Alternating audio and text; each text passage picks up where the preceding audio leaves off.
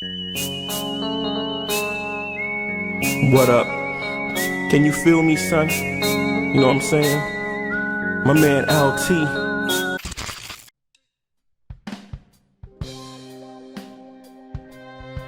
No sé cómo llegó a mi ciudad, pero yo la conocí por ahí del 2017, cuando estudiaba en la universidad. Claro que nosotros no la llamábamos crack, sino piedra. Unos colegas me contaban que te hacía sentir poderoso, que te hacía adelgazar y que, como todas las drogas, te agudizaba los sentidos. Creo que en algún momento todos fuimos testigos de cómo el crack destruyó familias, amigos y mentes brillantes. La fumaban los ricos, pobres, incluso Robert Bruce Ford. La droga al alcance de todos.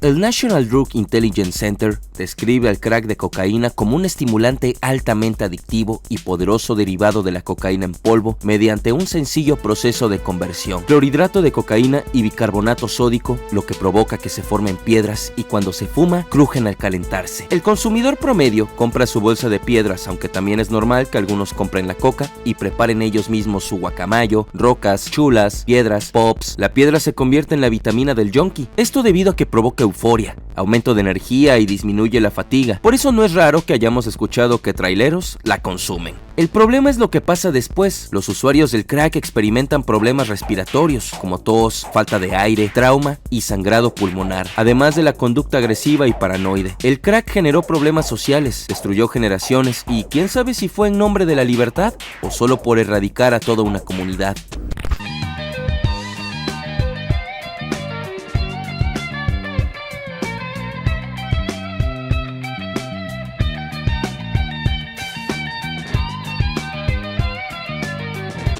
A principios de la década de 1980, la coca llegaba a Estados Unidos de Colombia, haciendo escala en las Bahamas. Esta sustancia costosa a las manos solo de los ricos, ejecutivos y estrellas de rock provocó que Miami se convirtiera en una zona de guerra entre los cárteles colombianos de Medellín, Cali y los grupos criminales cubanos. No fueron las violentas disputas lo que provocó la caída en los precios del yello. En realidad fue la sobreproducción y que los almacenes en las islas donde hacían escala no se daban espacio donde guardar tanto polvo. Esto provocó que el precio bajar hasta un 80%. Entonces, las bandas que compraban cocaína al por mayor tomaron la decisión de convertir el polvo en algo más sólido. Y así, en 1981, aparecieron informes sobre el crack en Los Ángeles, San Diego, Houston y el Caribe. Con una sobreproducción del polvo fino al convertirse en piedra, esta nueva adquisición para los junkies se popularizó rápidamente al saber que una roca contenía al menos 80% de pureza. La primera casa de crack encontrada fue en Miami, en el año 1982. Los jóvenes del Caribe que residían en Miami enseñaron a los adolescentes la técnica de convertir el polvo en crack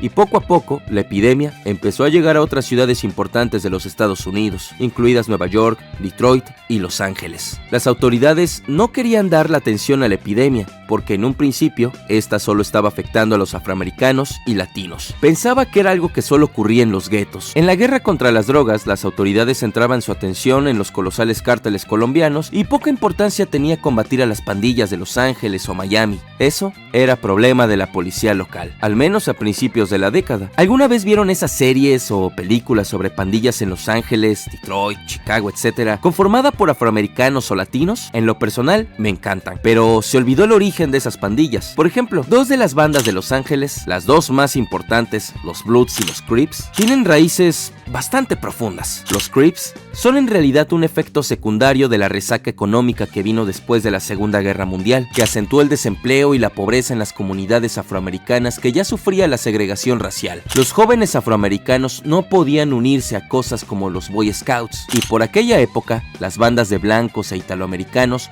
constantemente agredían a la gente de los llamados barrios negros del centro sur de Los Ángeles. En consecuencia, surgieron clubes callejeros afroamericanos. Luego, ciertos clubes se convirtieron en organizaciones nacionalistas negras. Los clubes que no optaron por una visión política simplemente dejaron que la violencia se apoderara de ellos y así surgieron las grandes pandillas de Los Ángeles, con jóvenes víctimas de la marginación e integrantes que vieron cómo las organizaciones nacionalistas negras caían en decadencia o eran desmanteladas por el FBI. Es importante recordar el por qué hoy las pandillas a toda costa protegen sus colores y territorios, al menos menos en ciertos lugares. A mediados de los 80, esas pandillas tenían un importante papel en la producción y venta de crack. No era un secreto que pandillas como los Bloods y los Crips traficasen en la calle heroína, PCP, marihuana y otras sustancias de la época. Es por ello que no les costó montar una estructura, lo que dio paso a una mejor organización que también derivó en una expansión. Un estudio del Congreso estadounidense hecho en 1989 llegó a la conclusión de que durante la última parte de la década de los 80, los Crips y los Bloods se hicieron con el control del 30% de las bandas de narcotraficantes del país. El crack se vendía entre 5 y 20 dólares. Entre 1982 y 1985,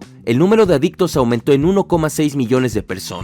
Los reportes de la época afirman que un pequeño traficante de drogas que vendía crack a diario podía ganar un ingreso neto medio de $2,000 al mes.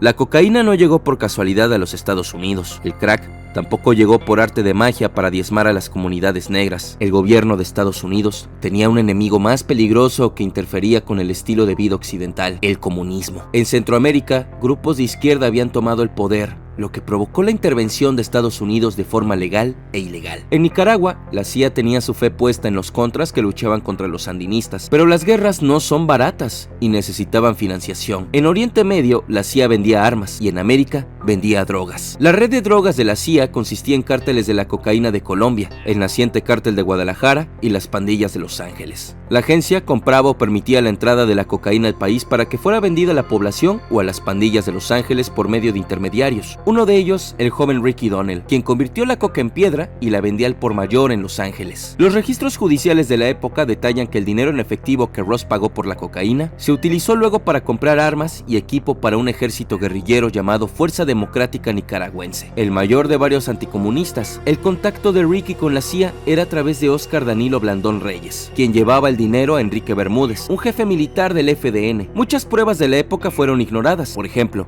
en 1985, el agente de la DEA, Celerino Castillo, informó a sus superiores sobre un almacén de cocaína en el área de suministros de la contra de la CIA en la base de la Fuerza Aérea de Ilopango, en El Salvador, y que pronto esa cocaína se enviaría a Estados Unidos. Otro caso similar ocurriría en 1996, cuando Blandón testificó en el juicio contra Ricky Ross. El Departamento de Justicia bloqueó cualquier investigación sobre la conexión de Blandón con la CIA.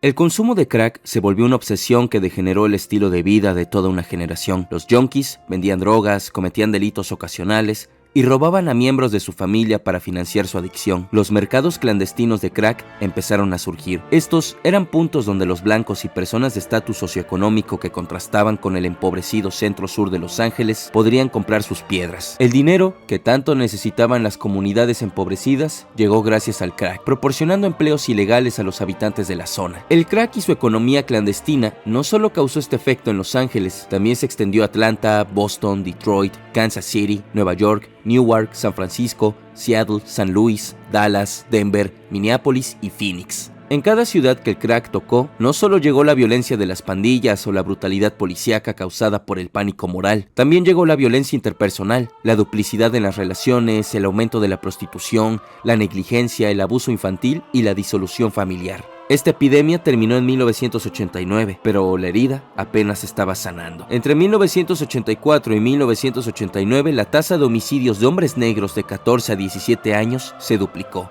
y la tasa de homicidios de hombres negros de 18 a 24 años aumentó casi la misma cantidad. Las mujeres adictas al crack aumentaron el índice de 20 al 100% en las tasas de muerte fetal, o si no, sus bebés venían con bajo peso al nacer, los huérfanos estaban involucrados en arrestos por armas y el número de niños en hogares de acogida aumentaba cada vez más. Se dice que los asesinatos en el año 2000 se deben a los efectos a largo plazo del surgimiento de los mercados de crack. A pesar de que la epidemia acabó en el 89, para el nuevo milenio, el número de afroamericanos encarcelados era 26 veces mayor que en 1983. A partir de 1989, en todo Estados Unidos, el consumo de crack disminuyó, especialmente entre los jóvenes de los barrios marginales, evitando no solo el crack, sino la heroína. Todo esto después de haber visto la devastación que estas drogas trajeron a las vidas de los miembros mayores de la comunidad y de sus familias. Este fue un video más en su canal Gabs Lifestyle. Nos vemos.